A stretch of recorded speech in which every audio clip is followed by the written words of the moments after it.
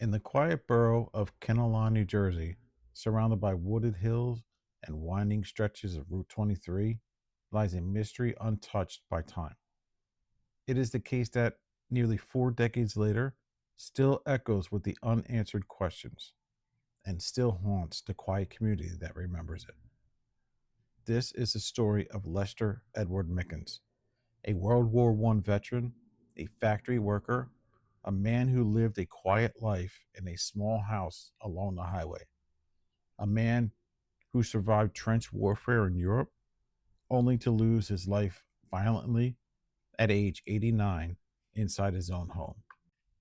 His killer has never been found. Today, we dive into the life, the character, the final days, and the unsolved murder of Lester E. Mickens, a case that still calls for justice. Lester Edward Mickens was born on November 12th, 1896, in the rural borough of Butler, New Jersey, nestled in Morris County. He grew up in a working class household at a time when America was shifting from farmland to industry. Electricity was new, automobiles were rare sights. The country was changing faster than ever. By the time Lester was in his late teens, Europe was at war and the world was being reshaped. In 1917, when the United States entered World War I, Lester was 20 years old. Like many young men from small towns, he was drafted into service. He left New Jersey and traveled across the Atlantic to join American troops fighting on foreign soil. The war would shape the rest of his life. He served honorably and returned home alive, something many young men from Morris County could not say. But he returned to a changed nation. Jobs were different. Industries have evolved. Like after World War I was hard, but Lester seemed to find his footing. After the war, he settled back in New Jersey, working for the Pequonnock Rubber Company, one of the many industrial employers in the region. He was known as dependable, quiet, and routine driven, a man who kept to himself but also maintained friendly relations with neighbors and coworkers. People who knew him in his later years described him as a private, independent, and old fashioned gentleman. He never married, he had no children, and as time went on, he lived more and more quietly. Lester spent his final years alone in a small home on Route 23 in Kinnelon, New Jersey, a modest white house set back from the road.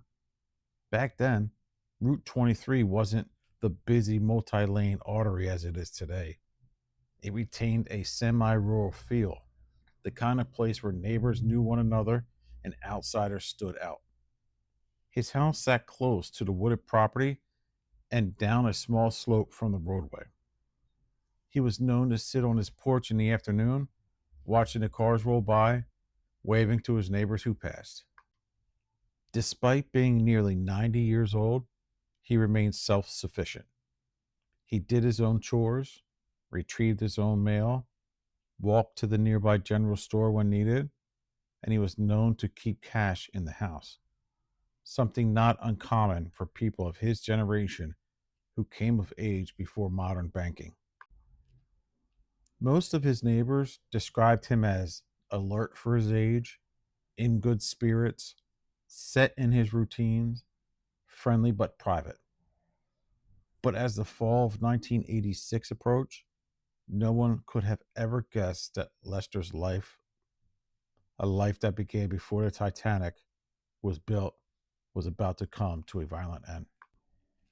On September 17th, 1986, around 3 p.m., Lester was seen for what would be the last time. A neighbor driving by noticed Lester sitting on his porch, as he did many afternoons. He wasn't talking to anybody, he wasn't doing anything unusual. He was simply resting in his chair, watching the quiet world around him. Nothing seemed out of place. There were no known visitors that day, no reported disturbances, No suspicious vehicles noted by neighbors. But sometime between that peaceful late afternoon moment and the next morning, something horrific happened inside Lester's home. On the morning of September 18th, 1986, around 9 a.m., neighbors noticed something was wrong. Lester hadn't come outside, his porch chair was empty, and his front door, usually closed, appeared slightly ajar. Concerned, they approached the home.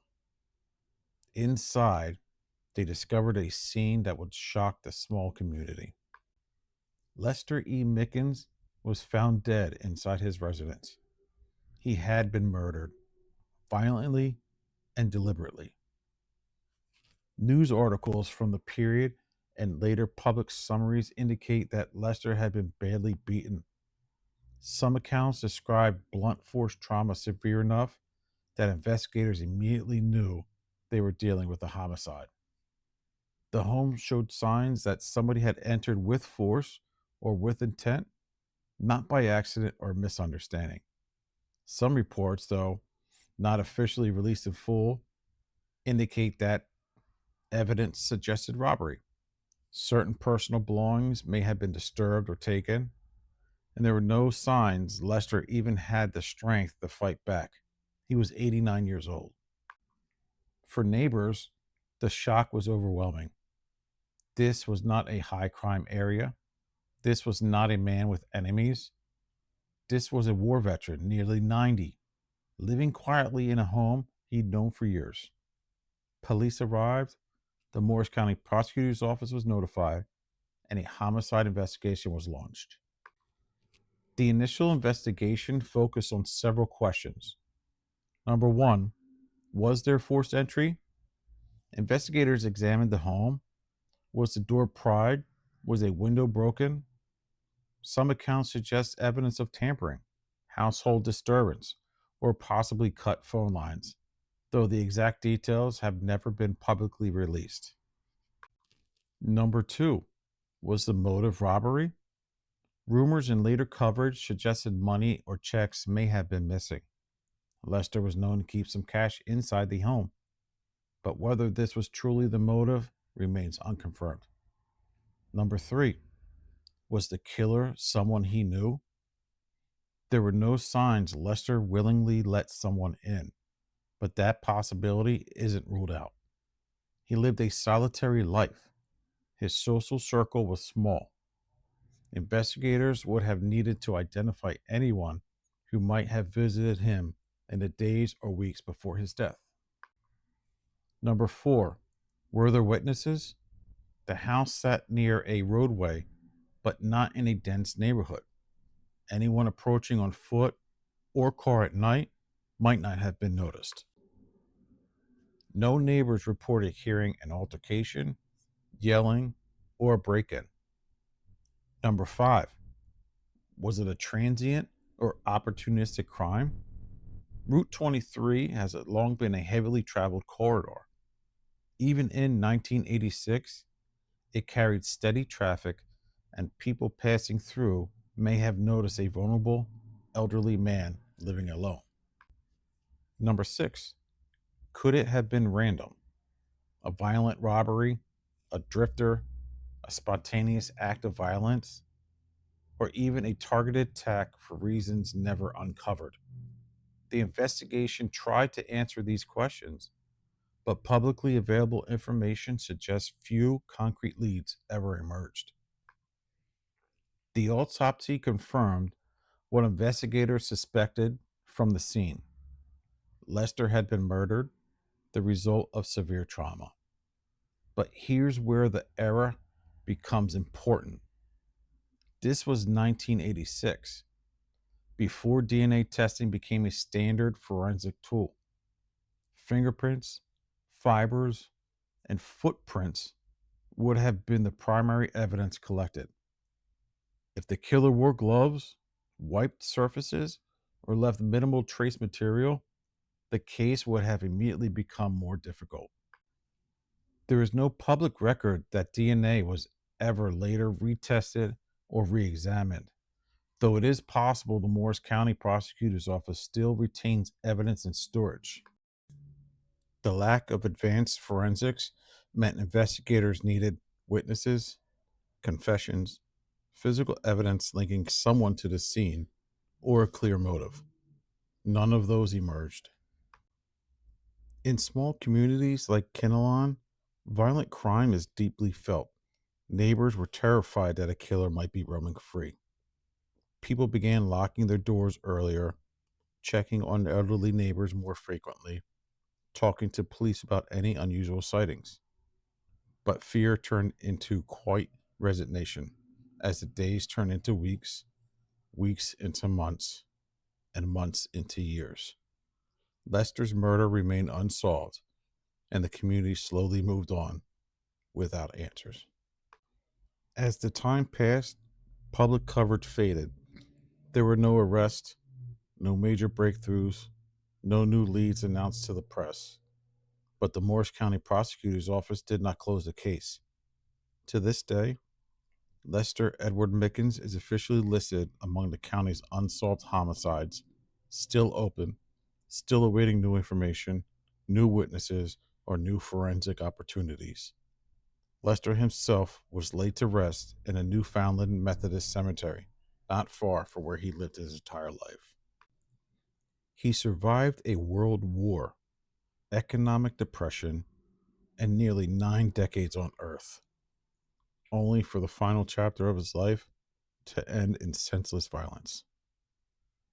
Over the years, several theories have circulated among locals, historians, and true crime researchers.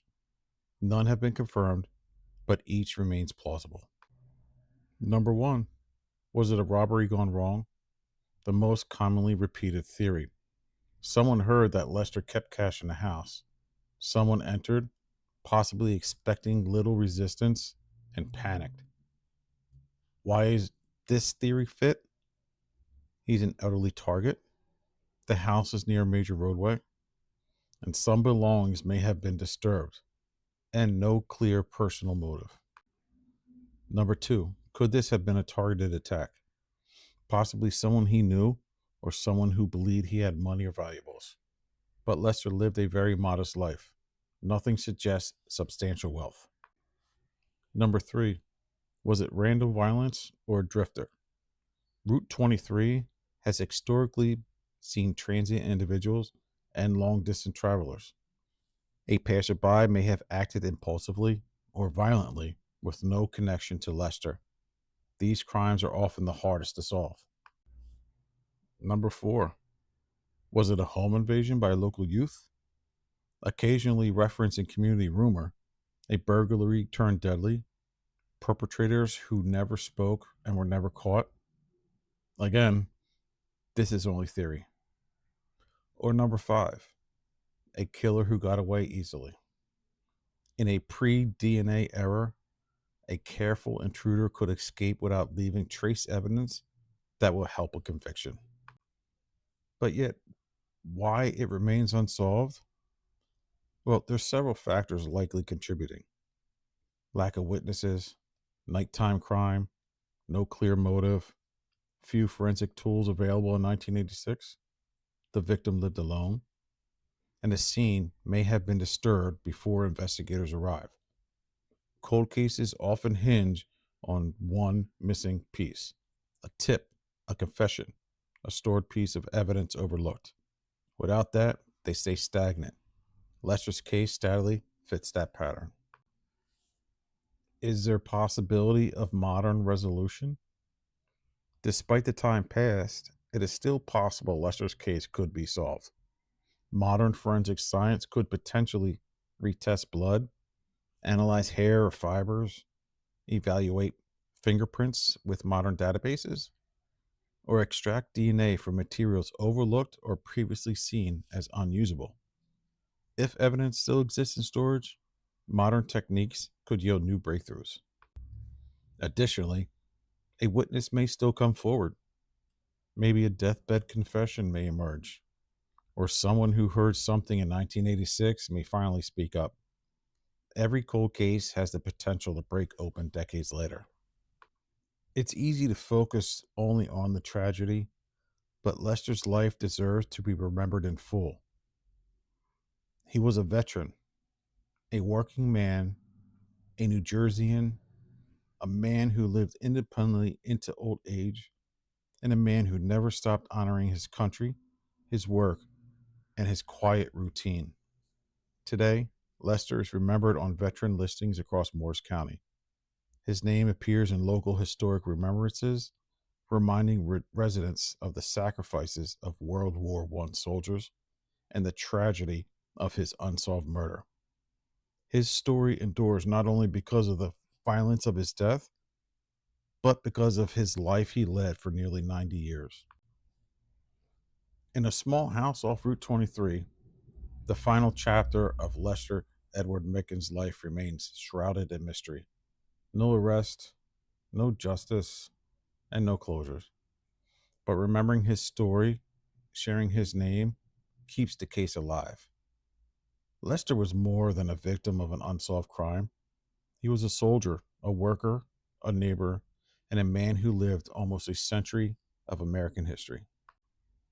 If you or anyone you know has information about the murder of Lester E. Mickens, no matter how small, contact the Morris County Prosecutor's Office or Crime Stoppers. Cold cases are solved by people who speak up. For now, Lester's story stands as a reminder: every life matters. Every story deserves an ending, and justice, no matter how delayed, is worth pursuing. This has been the story of Lester Edward Mickens and the mystery that still surrounds his death. Thank you guys again for watching. I hope you enjoyed this. If you like this content, please share it, give it a like, and subscribe to my channel. Every little bit helps. Thank you very much, guys. Take care.